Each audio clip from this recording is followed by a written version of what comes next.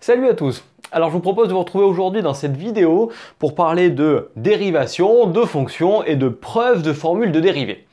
Donc là, je m'adresse aux élèves de première en spécialité maths, mais un terminal n'aura aucun problème à venir regarder cette vidéo. Ça lui fera pas de mal de revoir un petit peu l'utilisation des formules que l'on va utiliser aujourd'hui.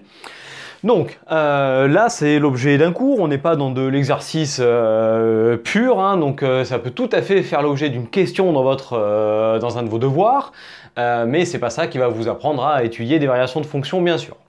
Donc là en fait hein, on est sur un côté plutôt court dans cette vidéo là.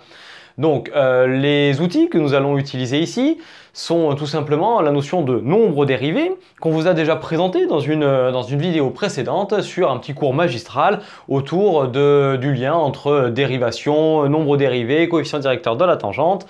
Donc pour ceux qui galéreraient encore un peu là-dessus, vous pouvez tout à fait aller voir cette vidéo, essayer d'assimiler un petit peu. Et puis on vous met d'ailleurs en description plusieurs vidéos là-dessus sur le calcul d'un nombre dérivé qui vous permettra également de voir un petit peu comment ça marche avant de venir vous coller à des preuves qu'on va les faire ici. Allez, alors je vous ai pas mis les fonctions dont on va faire les démonstrations, c'est pas pour vous spoiler, hein, comme ça au moins, hop, je vous garde un peu le suspense. Donc, la première que nous allons faire. Tout d'abord, on va faire la preuve de la fonction qui à x associe x cube. Hop. Et pour cette fonction-là, c'est l'occasion de vous interroger. Quelle est la dérivée de x puissance 3? Ceux qui ne la connaîtraient pas, hop, on tire une petite sonnette d'alarme, on doit connaître par cœur ces formules de dérivée. Je vous ai un petit peu laissé le temps d'y réfléchir. X cube a pour dérivée 3x carré. Bon, bah maintenant, on va essayer de développer un petit peu la méthode qui nous permet de démontrer ce genre de formule de dérivée. Allez, c'est parti. Et on rappelle que, tout simplement, le nombre dérivé de f en a est la limite, lorsque h tend vers 0, de f de a plus h moins f de a sur h. Et je vous rappelle, hein, évidemment, qu'on le note f' de a. Donc petit point, à quelles conditions une fonction est-elle dérivable en un nombre réel a? Bon, déjà, il faut qu'elle soit définie, évidemment. Mais donc il faut tout simplement d'un point de vue calculatoire que la limite du taux d'accroissement lorsque h tend vers 0 existe en x égale a. Donc en fait, tout simplement, lorsqu'on passe à la limite de ça, il faut que ce soit un nombre fini. Ce qui représente en fait graphiquement tout simplement une tangente qui ne serait pas verticale. Une tangente verticale est caractéristique d'une fonction qui n'est pas dérivable en un point. Et on verra d'ailleurs qu'il existe un autre type de points sur lesquels les fonctions ne sont pas dérivables. Pensez par exemple à une fonction valeur absolue en 0. On a un peu ce qu'on peut appeler entre guillemets un bout pointu. Et à cet endroit-là, ça ne sera pas dérivable non plus. Allez, je ferme la parenthèse là-dessus et c'est parti, je me lance dans le calcul. Alors, on va calculer dans un premier temps avec f de x qui est égal à x cube, ce que vaut f de a plus h, ce que vaut f de a, et puis on va calculer tout ça. Et pour avoir une formule avec des x, on va remplacer les a par des x là-dedans. Donc, c'est parti. F de x plus h est égal à x plus h au cube. Alors, on développe ça. Ceux qui ne seraient pas à l'aise, ils pourraient faire tout simplement un x plus h au carré fois x plus h et ensuite développer ça. Ceux qui auraient vu le triangle de Pascal, pas une mauvaise chose d'ailleurs ça pour arriver à développer les puissances n, eh bien ils utilisent ça et ça va directement au résultat. Ça donne x cube plus 3x carré h plus 3x h carré plus h cube. Puis, d'autre part, on marque ce qu'est f de x. Bon, pas très compliqué ça. C'est x cube. Et allez, on regarde le taux d'accroissement. Hop. Et le taux d'accroissement, je vous rappelle que c'est f de x plus h moins f de x sur h. Donc, on va le noter. hop, f de x plus h moins f de x sur h. Ce qui me donne ça, moins ça sur h. Donc, x cube plus 3x carré h plus 3x h carré plus h cube moins x cube. Le tout sur h. On simplifie ce calcul. Les x cubes, bam, il dégage. Il me reste ces trois termes dans lesquels h est un facteur commun. On peut donc factoriser par h. h facteur de 3x carré plus 3xh plus h cube divisé par h. Dernière étape, h est un facteur en haut, en bas il est tout seul, on le simplifie. 3x carré plus 3xh plus, pardon, ici c'est un h carré plus h carré. Bon, et bien maintenant on va pouvoir passer à la limite du taux d'accroissement lorsque h tend vers 0. Donc, or, limite de t de x lorsque h tend vers 0 est égal à la limite lorsque h tend vers 0 de 3x carré plus 3xh plus h carré. Bon, et bien en fait ici, on a fait toutes les étapes avant pour arriver à simplifier ce nombre dérivé. Si on s'était arrêté dès le début, ça n'aurait pas marché parce qu'on aurait remplacé h par 0 et divisé par 0, vous savez que ça pose problème. Donc là, on peut remplacer h par 0, ça s'en va et il reste 3x carré.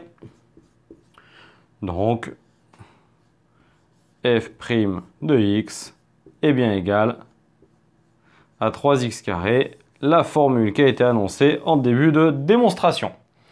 Donc vous avez vu comment utiliser le nombre dérivé à des fins de démonstration pour vérifier qu'une formule qui vous a été donnée dans le cours est bien vraie. Et je pense bien que d'ailleurs vos professeurs ont fait ainsi pour démontrer les formules des dérivés usuels. Et en fait vous verrez que ça se démontre en fait, c'est l'outil de démonstration de la plupart de vos formules de dérivés. Allez, c'est parti, faisons la deuxième et cette fois-ci, on va prendre la fonction qui à x associe racine carrée de x qui est définie sur 0 inclus plus l'infini. Donc, cette deuxième fonction qui est la fonction racine carrée, vous allez voir, vous avez déjà vu que en 0, la dérivée pose un peu problème. Et d'ailleurs qu'il faut avoir une petite astuce pour arriver à calculer la dérivée de cette fonction.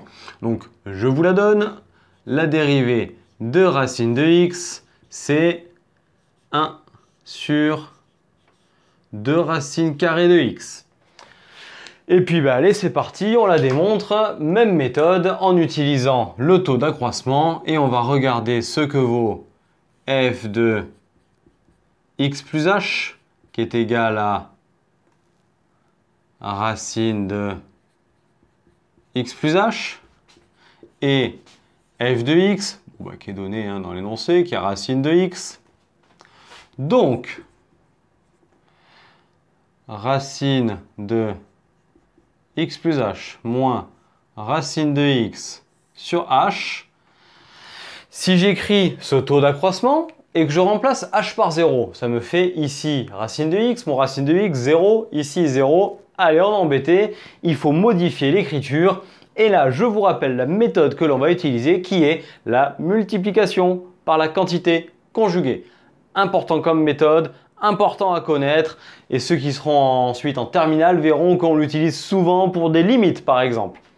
Alors, la multiplication par la quantité conjuguée revient à multiplier cette expression-là par racine de x plus h plus racine de x au numérateur et au dénominateur. On est obligé de multiplier par la même chose en haut et en bas, sinon évidemment l'expression change. Intérêt de cette méthode, elle fait apparaître a moins b facteur de a plus b. Donc a carré moins b carré, l'identité remarquable abordée en troisième, ce qui me donne x plus h moins x divisé par h facteur de racine de x plus h plus racine de x. Allez, on simplifie. Les x s'en vont et il reste h tout seul en haut, h en facteur en bas. Hop, il dégage. Et il me reste 1 divisé par racine de x plus h plus racine de x. Voilà le taux d'accroissement de la fonction racine carrée entre deux points. Maintenant, nous savons que le nombre dérivé correspond à la limite de ça lorsque h tend vers 0. Or, limite de racine de x plus h moins racine de x sur h lorsque h tend vers 0 est égale à la limite lorsque h tend vers 0 de cette expression obtenue, 1 sur racine de x plus h plus racine de x. Et maintenant, on est arrivé donc à une étape où on peut remplacer simplement h par 0, ce qui fait 1 sur racine de x plus racine de x, 1 sur 2 racine de x. Eh bien, on est bien tombé sur le résultat que l'on voulait. Donc, par contre, on peut remarquer que ici, x n'a pas le droit d'être égal à 0. Donc en fait, la limite du taux d'accroissement, lorsque h tend vers 0, est définie pour tout réel strictement positif. C'est-à-dire qu'en 0, si on venait calculer la limite de ce nombre lorsque x tend vers 0, on trouverait plus l'infini. Pour ceux qui sont en terminale, ils le voient bien, ça fait quelque chose de la forme 1 divisé par 0 plus, et ça fait plus l'infini. Donc en fait, la fonction n'est pas dérivable en 0, elle admet une tangente verticale en ce point, et donc on est obligé d'exclure ici le 0 qui est là. Donc, pour tout x appartenant à 0 exclu plus l'infini, f' de x égale 1 sur 2 racine carrée de x. Donc en fait, si on venait faire un petit graphique de cette fonction racine carrée, eh bien, on verrait que la courbe représentative de la fonction racine carrée, donc ici, hop, on oriente nos axes avec les xy, on aurait tout simplement, en x est égal à 0, une tangente verticale que l'on pourrait repérer comme ça par une flèche, hop, qui nous dit que la fonction racine carrée de x a une croissance infinie en 0. Et puis après, sa croissance d'ailleurs diminue de plus en plus et est de plus en plus douce.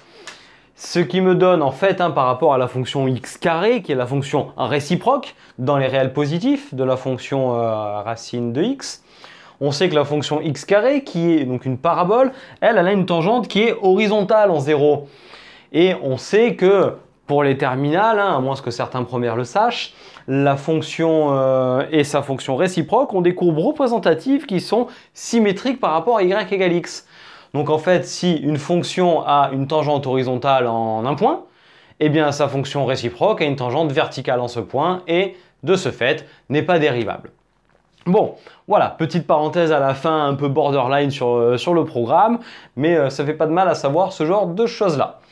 Donc, vous venez de voir ici deux formules, celle que l'on vient de démontrer ici, la formule de la dérivée de la fonction racine carrée, qui est une fonction qui est définie sur 0 plus l'infini, 0 inclus, dérivable sur 0 exclu plus l'infini. À travers de la limite du taux d'accroissement, même méthode pour la fonction cube, toujours à travers du taux d'accroissement et de la limite lorsque h tend vers 0. Et vous venez de voir là comment utiliser le taux d'accroissement pour faire des démonstrations de cours de vos formules de dérivées usuelles. Mais en fait, ça marche tout à fait aussi pour les opérations sur les dérivées. Bon, bah écoutez, j'espère que cette vidéo vous a plu, qu'elle vous a permis de mieux comprendre les formules que vous auriez éventuellement démontrées en cours. Si tel est le cas, n'hésitez pas à lâcher un petit pouce, à nous partager, à commenter, à parler de nous auprès de vos amis.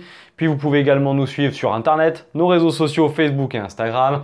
Et d'ici à notre prochaine vidéo, passez une très bonne journée et je vous dis à très bientôt. Allez, ciao à tous!